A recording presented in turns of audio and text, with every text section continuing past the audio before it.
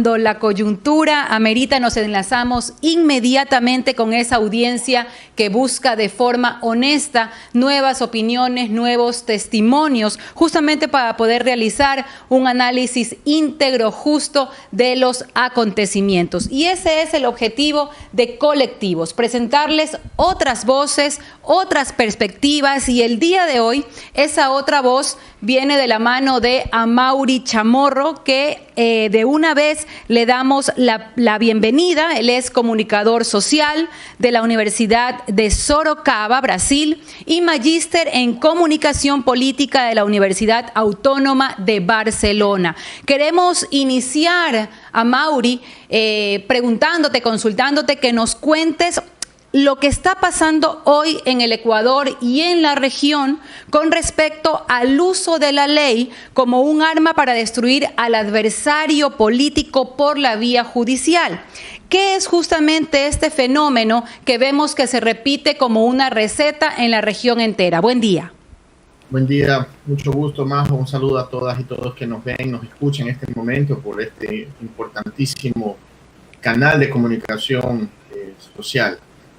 Felicito a todos ustedes por la iniciativa de poder trabajar con un proceso comunicacional transparente, claro, y contraponerse a los poderes hegemónicos de grandes empresas comunicacionales.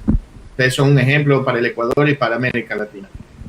Lo que está sucediendo en el Ecuador en este momento es básicamente un reflejo de lo que nosotros ya clasificamos anteriormente como lawfare, o sea, es una guerra que utiliza el instrumental jurídico de un país, sea su código procesual, su constitución, en contra de algunos sectores específicos políticos, que en este caso han sido los sectores progresistas en América Latina.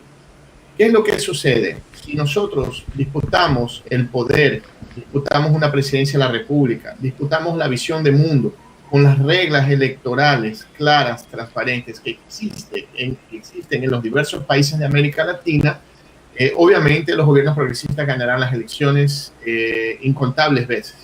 Así ha sucedido en el Ecuador, en Bolivia, en Brasil, así ha sucedido en Venezuela, en diversos otros países, en Argentina, que de alguna forma los procesos electorales han permitido que la población, la gente que siempre ha estado olvidada, pueda expresarse y definir que quiere como gobernante a un proceso progresista.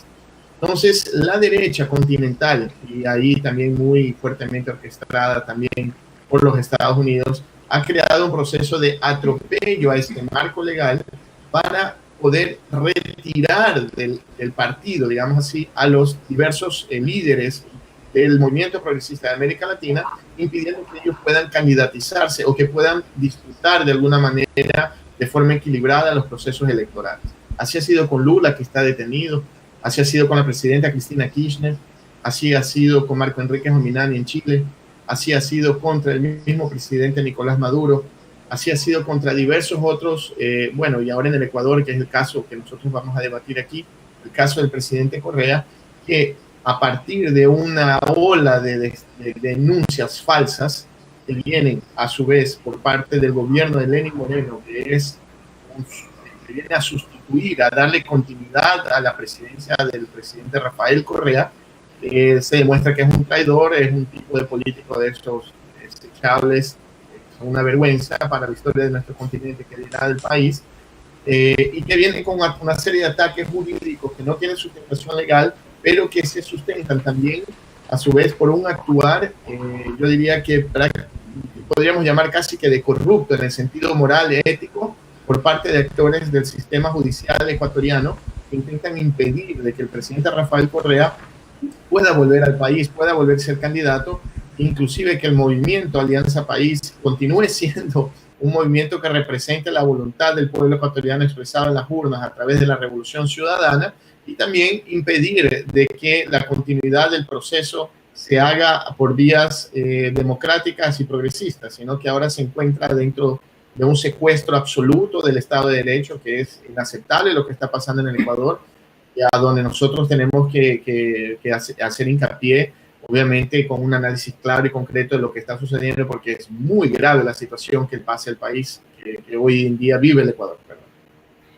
¿Cuáles son entonces los objetivos de este lawfare que tú señalas? Nosotros, por supuesto, como colectivos, nos inquieta mucho este tema porque como plataforma progresista, esto podría ser una vía, digamos, para ingresar de plano al neoliberalismo, digamos, para regresar al status quo, que de una forma, pues, con una imposición violenta, se entre a un nuevo orden sobrepasando toda ley. ¿Qué referencia tú nos podrías dar sobre esto? La judicialización de la política, que es el hecho de utilizar instrumentos legales, igual que no respeten la Constitución, no respeten los códigos y los procesos de los países para impedir que el progresismo continúe liderando un gobierno, es lo que ha demostrado estar dispuesta la derecha latinoamericana que funciona a partir de los intereses de los Estados Unidos. Esto nace muy claramente a partir de la definición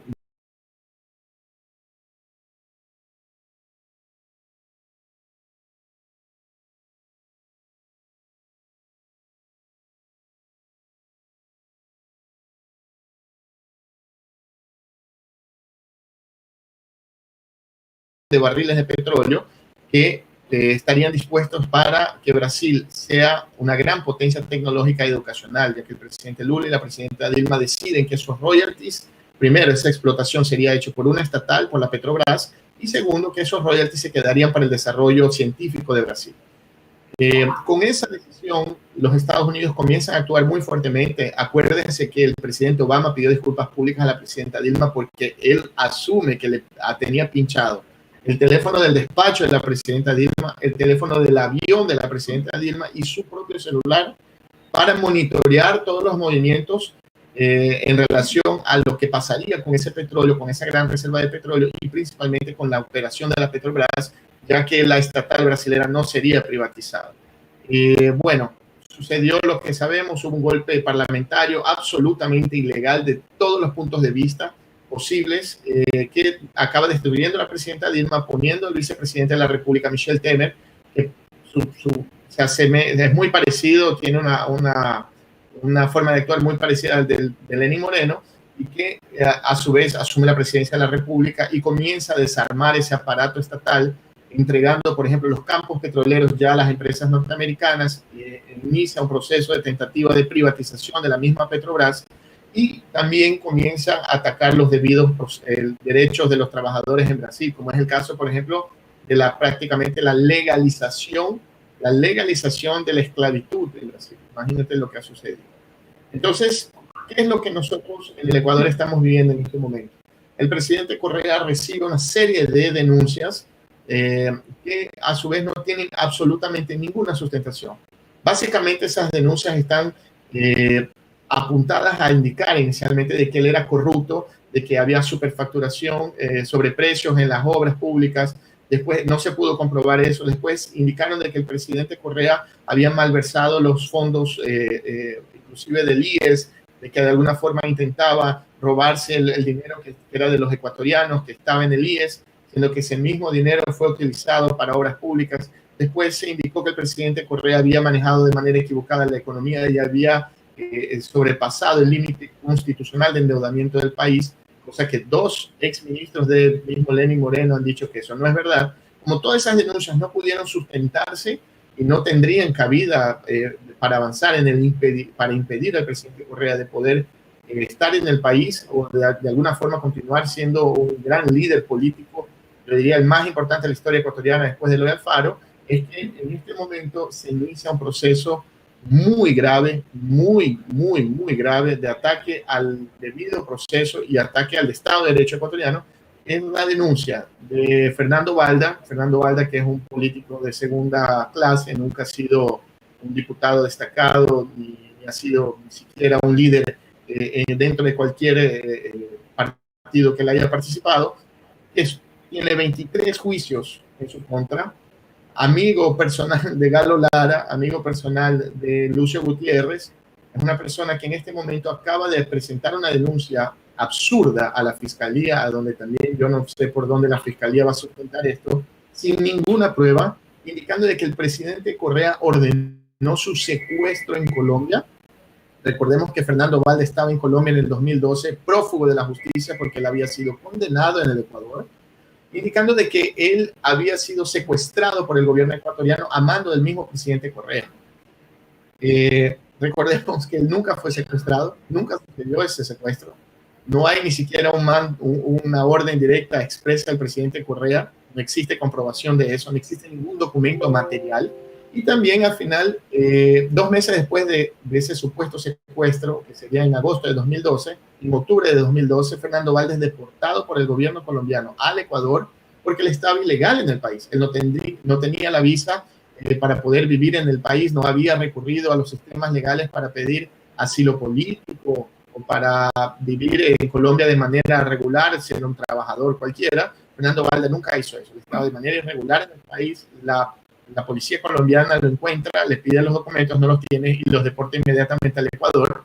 Fernando Valde llega al Ecuador, cumple pena por las condenas que él tenía.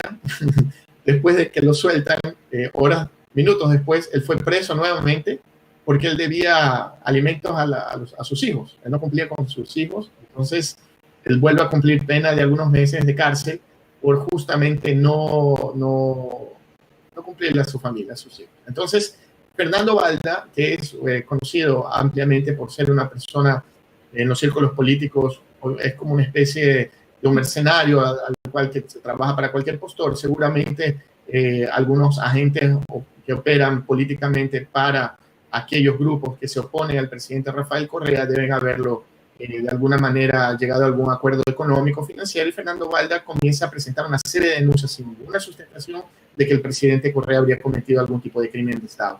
Lo más grave de todo eso es que la Fiscalía ecuatoriana en este momento actúa para así presentar una denuncia en contra del presidente Correa sin esas pruebas, pero recordemos que eso es una cosa muy común en el Ecuador a partir del gobierno de Lenín Moreno, ¿no? Jorge Glass, el vicepresidente de la República, él fue condenado sin pruebas materiales en su contra.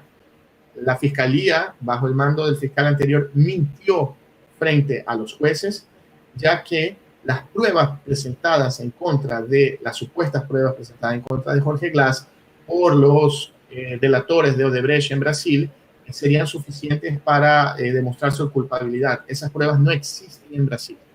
Siquiera las pruebas fueron validadas dentro de un juicio. O sea, no hay materialidad del supuesto crimen cometido por el vicepresidente, que a su vez fue condenado a partir de un código penal que ya no existe. Entonces, eso es lo que se intenta hacer en contra del presidente Rafael Correa. Es muy grave la acción por parte de la Fiscalía ecuatoriana y también de la justicia ecuatoriana, que en este momento actúan bajo preceptos claros políticos. Inclusive hay entrevistas de los abogados, del abogado del mismo Fernando Valde, y el mismo Fernando Valde en persona diciendo de que él inició este proceso, este juicio por un tema político, no por un tema legal, no por un tema de defensa de sus derechos, sino por un tema político en contra del presidente Rafael Correa y de la Revolución Ciudadana. Entonces, el Estado de Derecho aquí en el Ecuador no existe más. Es una pena porque realmente después de tanto tiempo que se luchó para poder conformar un Estado que a su vez pudiera proveer y defender, proveer de derechos a la ciudadanía, principalmente a los más vulnerables, en este momento demuestra de que es muy frágil frente a presiones de grupos económicos como los banqueros que apoyan a Lenín Moreno y también, obviamente, bajo las presiones del gobierno estadounidense, que ahorita se vuelve a hacerse presente en el Ecuador a través de convenios en el área militar y de seguridad. Sabemos a dónde llega eso. Principalmente Lenín Moreno ahora intentando volver, por ejemplo, el Tratado de Libre Comercio con los Estados Unidos, ¿no? Que ha destruido la economía de prácticamente todos los países que lo han firmado. Mauri, pero entonces, ¿qué opinión te merece justamente este funcionario de la CNAIM que dice que el supuesto secuestro a Valde fue ordenado justamente por la presidencia? Mando, ¿no? Sabemos que toda la seguridad de todos los países básicamente responden, no se responde ni se opera siquiera con una orden expresa, digamos, si esto fuera real, cosa que no lo es, de un presidente de la República. El ministro del Interior de esa fecha, ¿tú te acuerdas quién era? Serrano, aliado de Lenín Moreno y candidato a la primera de la lista de Lenín Moreno, presidente de la Asamblea de Lenín Moreno. ¿Quién más? ¿Quién era el secretario de inteligencia en esa época? Raúl Patiño. Raúl Patiño. ¿Quién era el ministro coordinador de seguridad del presidente Correa en esa época? Era Homero Arellano. ¿Quién es Homero Arellano en este momento? Homero Arellano es embajador del presidente Lenín Moreno en Chile. Ninguno de ellos siquiera ha sido citado por Balda. O sea, ¿quién va a creer que el presidente de la República habló directamente con algunos policías que a su vez actuaron sin que tuviera una cadena de mando, actuando todo en conjunto con una gran operación para secuestrar a un tipejo como Balda? O sea, no tiene ninguna cabida en eso. Y bueno, digamos que fuera verdad, ok, entonces, ¿por qué el jefe de la policía? ¿Por qué el jefe del ministerio encargado de la policía? ¿Y por qué la Secretaría de Inteligencia, su secretario, en esa época no están en este momento siendo investigados por la Fiscalía? ¿Alguien me puede responder eso? Porque son aliados de Lenín Moreno, obviamente. Esta es una decisión política de intentar crear unas condiciones de impedir de que el presidente Correa continúe esta disputa política, inclusive de emitir algún tipo de alerta a Interpol para que el presidente sea deportado, cualquier cosa en ese sentido, pero sin absolutamente ninguna sustentación legal, sin pruebas, sin absolutamente nada. Entonces,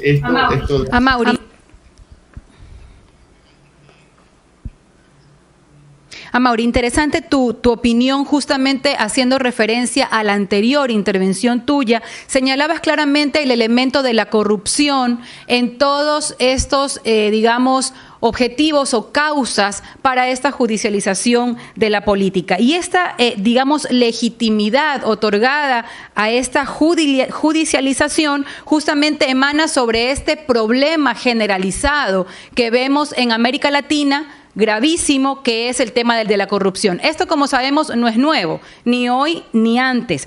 Pero lo que llama un poco la atención es el manejo que se le da hoy justamente a este tema y que no se daba en anteriores décadas. Tenemos, como tú bien decías, a un ex vicepresidente condenado a 6 años de prisión, el funcionario, sabemos, de más alto rango condenado en Latinoamérica por la mega causa Odebrecht y contra un círculo de funcionarios cercanos. Pero estos procesos, pudiéramos decir, legales, curiosamente, y lo menciono porque quizá no hemos escuchado estos testimonios por lo general y en otros medios de comunicación, no incumben, por ejemplo, al alcalde de Quito, Mauricio Rodas, ni apuntan a investigar a Guillermo Lasso, sobre quienes pesan acusaciones de recibir coimas de Odebrecht por el metro de Quito y por estar inmersos en escándalos de los Panama Papers, considerados que la mayor parte de las riquezas de estos empresarios políticos están en cuentas offshore. ¿Qué nos puedes decir justamente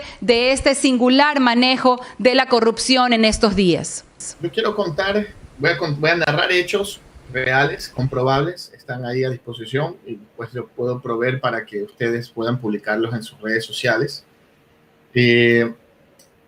La justificativa para que Odebrecht y los funcionarios de Odebrecht no fueran enjuiciados en el Ecuador, no fueran condenados en el Ecuador. O sea, el fiscal anterior retira a Odebrecht y retira a los directores de la empresa del juicio de su acusación, indicando de que ellos ya habían sido condenados en Brasil. Entonces, que existe un gran convenio entre los países a donde no puede haber duplicidad. O sea, no puedo condenar 2 veces en 2 países por el mismo asunto a una persona, ¿no? Vuelvo a recordar, ni siquiera ha sido investigado. ¿Se acuerdan de Conceição dos Santos? Conceição dos Santos en Brasil, él no ha sido formalizado por la Fiscalía brasilera. A su vez, él no puede haber sido juzgado.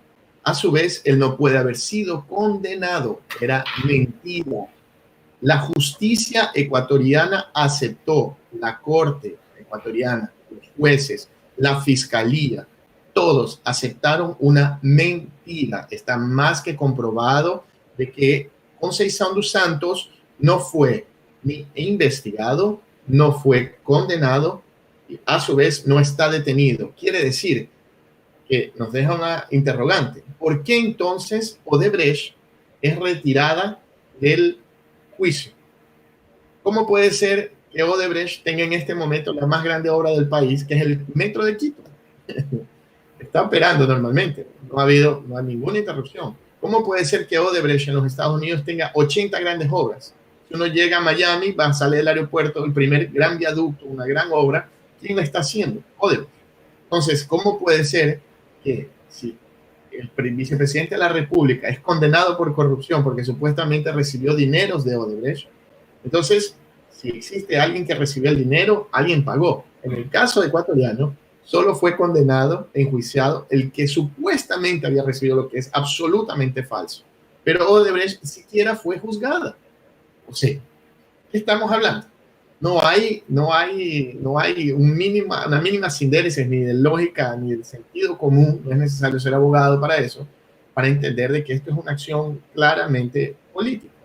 ¿Cómo funciona? ¿Cómo puede ser que esto se sustente? Porque los medios de comunicación crean un ambiente en los países a donde actúan, como fue en el caso de Brasil durante tantos años que masacraron al presidente Lula, que inclusive le cuesta la vida a su esposa, que muere a partir de un derrame, sabiendo de la presión de que probablemente ella podría ser llevada a la policía por una falsa denuncia. Imagínense, ella es acusada por ser líder de un grupo criminal, ¿no? O sea, bueno. Entonces, en el caso de Ecuador sucede lo mismo. O sea, se condena en este momento al vicepresidente de la República, que no tiene en absolutamente nada en su contra, porque no tiene ninguna prueba.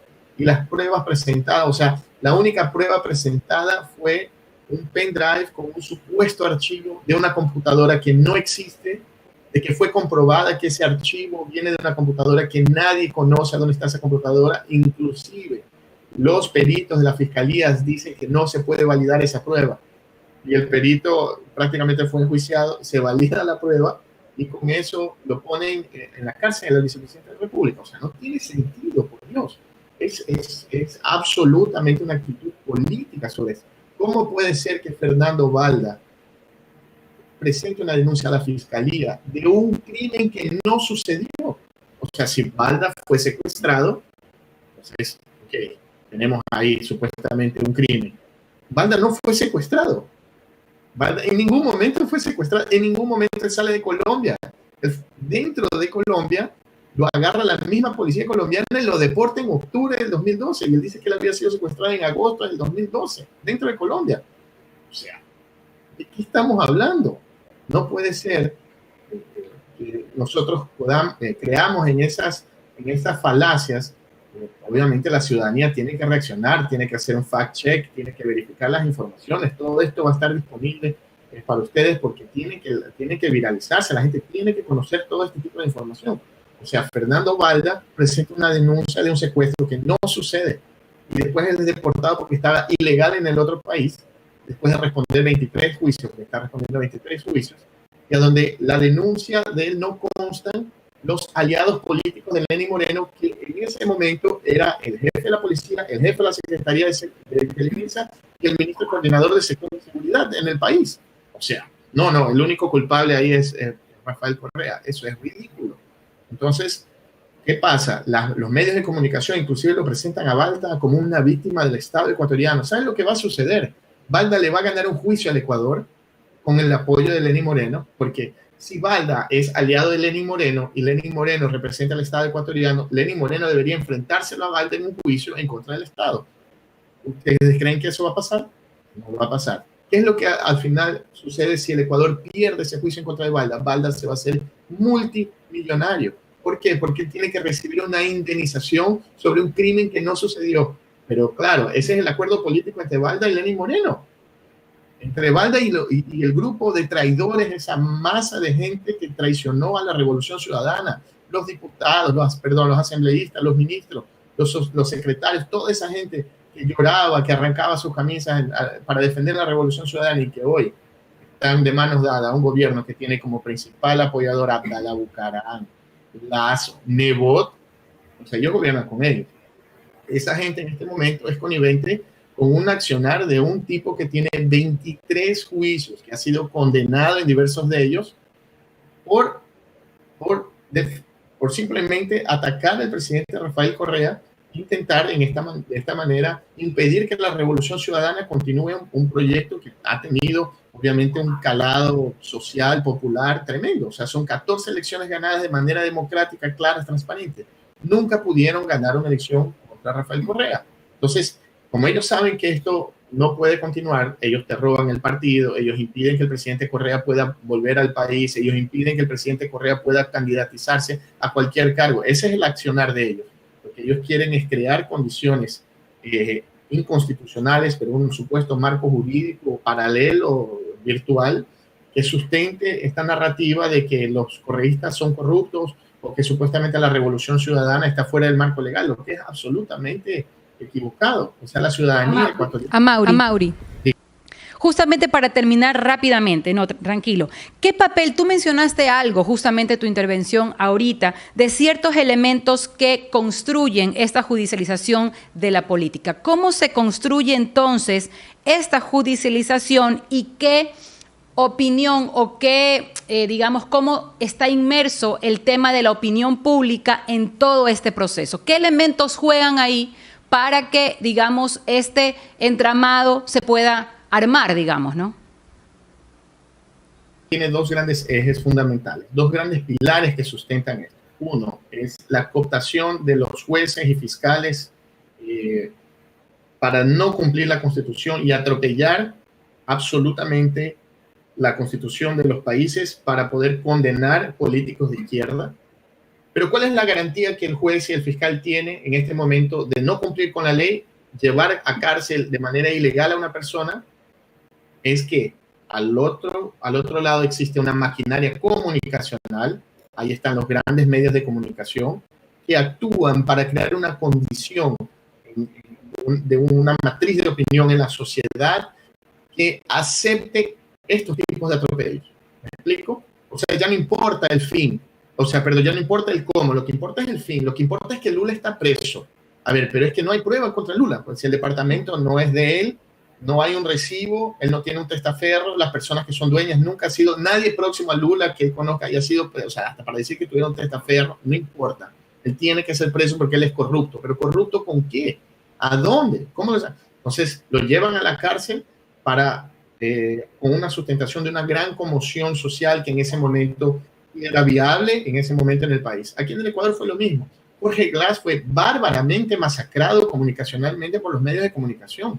O sea, inclusive hasta en las filas correístas, los traidores, ¿no? Que se quedaron con Lenin y ya se hablaba, no, pero ¿será que Jorge Glass va a haber prueba cualquier cosa, probemos algo de lo que haya dicho? Acuérdense, por favor, de Andrés Páez indicando que Jorge Glass tenía dinero en un paraíso fiscal que no existe. Él dio la dirección a las Islas Mason, no existen las Islas Mason. O sea, miren el nivel de estupidez. El tipo presenta que el vicepresidente de la República, mire hace cuánto tiempo ya vienen intentando meterlo preso al vicepresidente de la República. O sea, es una acción comunicacional que decanta a lo largo de años y años y años de golpes, con el gran apoyo de los medios, que crean las condiciones para que este marco jurídico, para que estos jueces, para que fiscales atropellen la Constitución sabiendo que nadie les va a decir absolutamente nada, y ahí a su vez encarcelar e impedir la participación de los movimientos progresistas de elecciones. Porque al momento en que participemos en elecciones, ¿alguien duda que el presidente Correa ganaría las elecciones de primera vuelta? Él solito con un micrófono y un camión viajando por todo el Ecuador obtuvo casi el 40% de la votación. O sea, sabemos lo que ocurriría si el presidente Correa se lanza a la presidencia de la República. Sabemos qué pasaría si Alianza País no hubiera sido subtraída de la dirección original que era vinculada al presidente Rafael Correa. Entonces, obviamente, vuelvo a repetir, existe una estructura, obviamente es la participación de una estructura jurídica que permite el atropello, porque a su vez la comunicacional crea una matriz de opinión favorable y jamás va a salir un pinargote, jamás va a salir un medio de comunicación a decir que es absolutamente ilegal lo que están haciendo con el presidente Correa, de decir que es absolutamente ilegal lo que están haciendo con el vicepresidente de la República, porque al final lo que ellos tienen que hacer es una gran cortina de humo, para disfrazar todos estos atropellos. Es de esa manera que se construye el lawfare. O sea, pero vale recordar, y eso quería decirles a nuestras hermanas y hermanos ecuatorianos de una manera muy transparente. Recordemos que esto puede estar sucediendo en este momento aquí en el Ecuador, pero las instancias internacionales ya rechazan lo que sucede. Esto es igualito a lo que ha pasado con el presidente Lula en Brasil, con el PT en Brasil y las instancias como la ONU. La ONU, ya la Comisión de Derechos Humanos de la ONU acepta la denuncia del presidente Lula de que toda esta persecución, por primera vez en la historia, un latinoamericano tiene su causa aceptada por esa comisión de manera personal. Ya sabemos que la CIDH, la Comisión Interamericana, fue favorable al Ecuador en el sentido de la denuncia en contra de esta consulta popular inconstitucional por donde se la vea, y ahora está siendo juzgada por la Corte. Eso también se va a ganar. O sea, esto demora, pero se va a ganar. Y los fiscales, los jueces, los asambleístas, el presidente de la República, la vicepresidenta de la República, todos van a responder legalmente por todos los atropellos que han cometido en este momento en el país. Esto puede demorar, la lucha es larga, hay que tener aliento, hay que aguantar políticamente todo este proceso, pero sabemos que al final se va a ganar y se van a restituir estos derechos. A su vez, no se puede permitir que el espacio comunicacional que nosotros tenemos, por lo menos en las redes sociales, sea vencida por esa matriz informativa falsa que intenta dar una validez, una legitimidad a estas acusaciones ridículas por parte del fiscal en contra del presidente Rafael Correa, sustentadas por la denuncia de un tipejo que a su vez no tiene ninguna prueba, no ha presentado ninguna prueba y tampoco ha denunciado a aquellos que en su época tenían la responsabilidad sobre todo el sistema de seguridad del Ecuador y que ahorita son los aliados de Lenín Moreno. O sea, ¿por qué no se ha hecho? No sabemos. Amaury, te agradecemos muchísimo realmente tu presencia esta mañana y esperamos justamente que esta entrevista haya podido contribuir a generar más debate, un mayor debate nacional, justamente incluyendo otros puntos de vista y con el objetivo un poco de romper el cerco mediático imperante en el país. Un abrazo a todos y hasta vernos.